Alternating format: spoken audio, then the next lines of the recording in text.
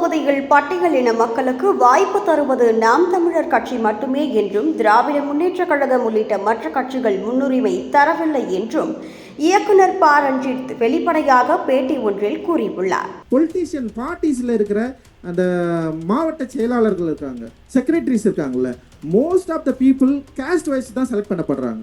Caste தான் அங்கே பவரை வந்து தீர்மானிக்குது. இப்போ நீங்கள் மதுரை மாதிரியான பகுதிகளில் அங்கே இருக்கிற டாமினேட் கேஸ்ட்டுக்கு மட்டும்தான் வந்து அங்கே பவரே இருக்கும். அண்ட் மற்ற மாவட்டங்கள்லையும் டாமினேட் பவர் மட்டும்தான் இருக்கும்.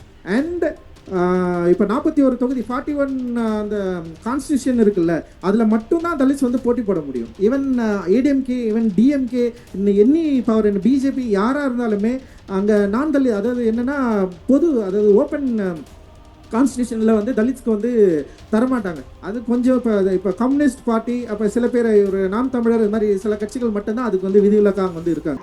இயக்குனர் ப. ரஞ்சித் அவர்கள் சமீபத்தில் ஒரு தொலைக்காட்சி பேட்டியில் நாம் தமிழர் கட்சி மட்டுமே தலித் இன மக்களுக்கு பொது தொகுதிகள் வாய்ப்பு அளித்து வருவதாகவும் மற்ற அரசியல் கட்சிகள் ஜாதி வாரியான அணுகுமுறையிலேயே செயல்படுகின்றன என்றும், குறிப்பாக திராவிட முன்னேற்றக் கழகம் தலித் சமூகத்தினருக்கு போதிய முன்னுரிமை வழங்கவில்லை என்றும் கடுமையாக விமர்சித்து உள்ளார்.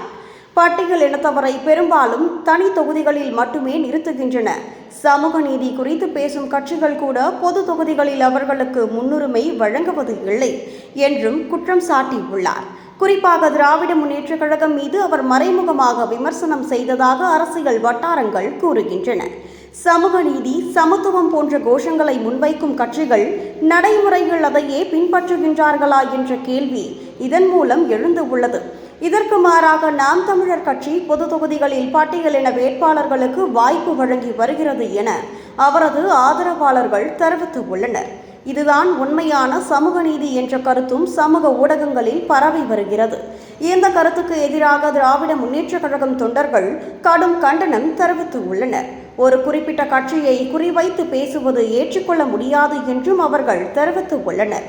இதற்கிடையில் சமூக ஊடகங்களில் இந்த விவகாரம் தீவிரமாக பேசப்பட்டு வருகிறது. பட்டியலின மக்களுக்கு பொது தொகுதியில் உண்மையான அரசியலிடம் வழங்கப்படுகின்றதா என்ற கேள்வி மீண்டும் முன்வைக்கப்பட்டு உள்ளது.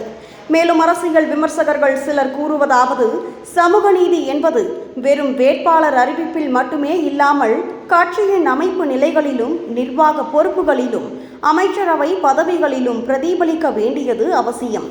பொது தொகுதிகளில் போட்டியிடும் வாய்ப்பு மட்டுமல்லாமல் வெற்றி பெறக்கூடிய இடங்களில் வாய்ப்பு அளிக்கப்படுகிறதா? தேர்தல் காலத்துக்கு அப்பாற்பட்ட அரசியல் அதிகார பகிர்வில் பட்டியலின மக்களுக்கு நிலையான இடம் இருக்கிறதா என்பதும் முக்கியமான கேள்வியாக எழுந்து உள்ளது. இந்த விவாதம் தமிழக அரசியலில் சமூக நீதியின் நடைமுறை வடிவம் என்ன என்ற அடிப்படை கேள்வியை மீண்டும் மையத்திற்கு கொண்டு வந்து உள்ளது.